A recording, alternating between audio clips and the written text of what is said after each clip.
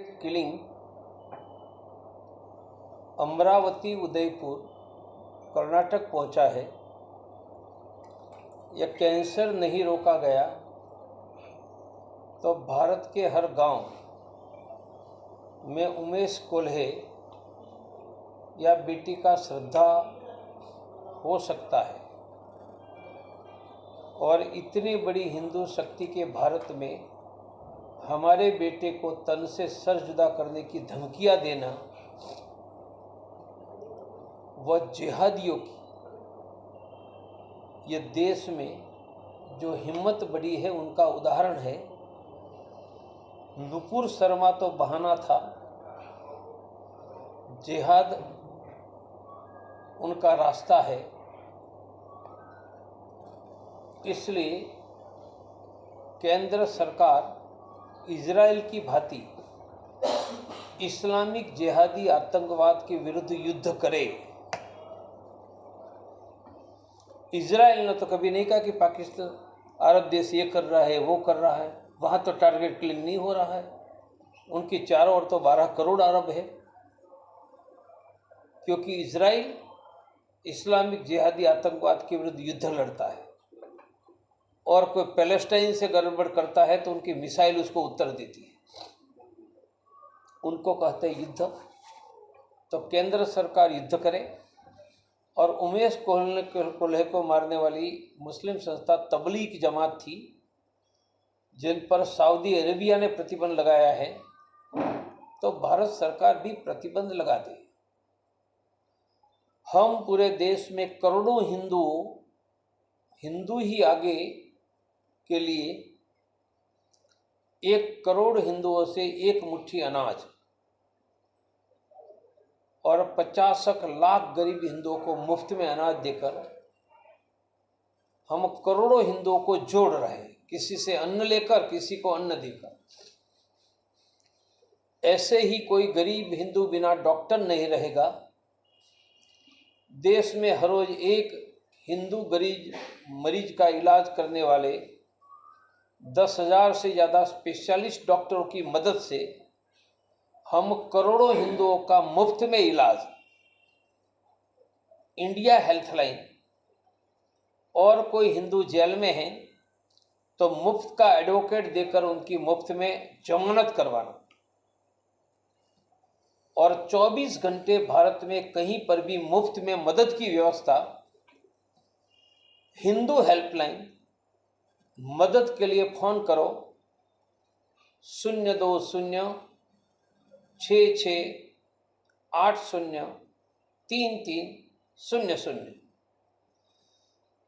इसलिए हम 1 मुट्ठी अनाज, हिंदू हेल्पलाइन, इंडिया हेल्थलाइन मुफ्त में डॉक्टर और मुफ्त में एडवोकेट, ये चारों हमारी बड़ी योजना के आधार पर करोड़ों हिंदुओं की सेवा सहयोग करके सभी हिंदुओं को एक साथ जोड़ने का काम कर रहे हैं।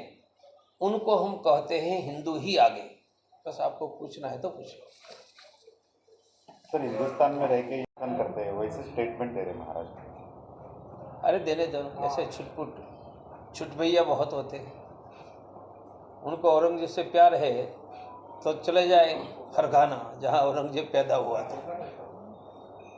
सर, राम मंदिर 50 साल बाद गिराया जा सकता है, ये आपका नहीं, मेरा स्टेटमेंट ये आधा है। पूरा यह है कि यदि हमने जनसंख्या असंतुलन नहीं रोका तो 50 साल के बाद बना हुआ राम मंदिर भी असुरक्षित होगा और 100 करोड़ हिंदुओं का घर, बहन, बेटियां भी असुरक्षित होगा। ये मेरा पूरा स्टेटमेंट है।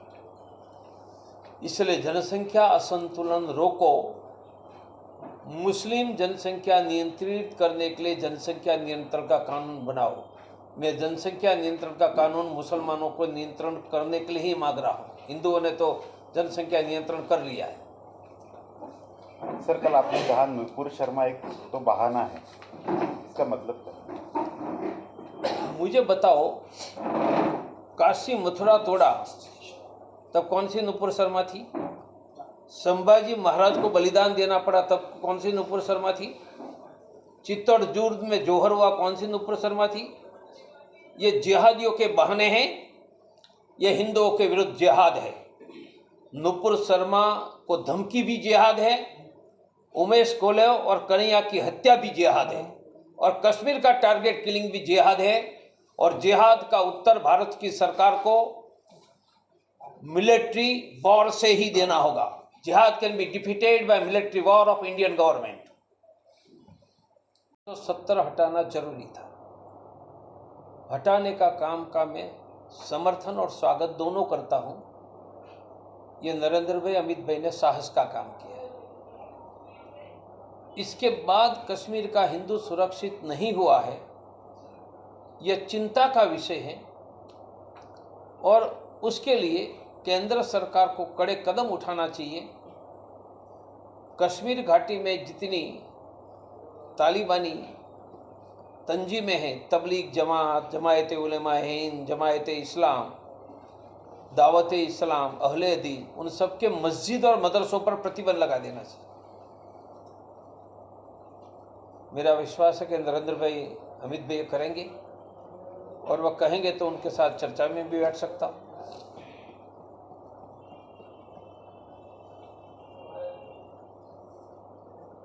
इंडिया नाम की एक एनजीओ है जिसने 5 राज्यों में एक सर्वे किया था, जिसका ऐसे हम्बक सर्वे पर मुझे प्रश्न मत पूछो। सर्वे क्या होता है उनका मैं साइंस जानता हूँ। जब तक 3% पॉपुलेशन का सर्वे नहीं होता है तो वह सर्वे को क्रेडिबल नहीं माना जाता। किसी इंटरनेशनल वालों को पूछो, ये तथाकथित एनजीओ के सर्वे की सैंपल साइज क्या भारत की 3% थी? नहीं है, तो हम उस पर कोई डिस्कशन करके उनको पब्लिसिटी देने का काम नहीं करेंगे। नहीं सर, सर्वे में ऐसा कहा था। नहीं, मैंने कहा 3% उनका सर्वे का संख्या है, तो मैं चर्चा करूंगा, वरना ऐसी हम्बक संस्था को पब्लिसिटी देने का काम मैं नहीं करूंगा।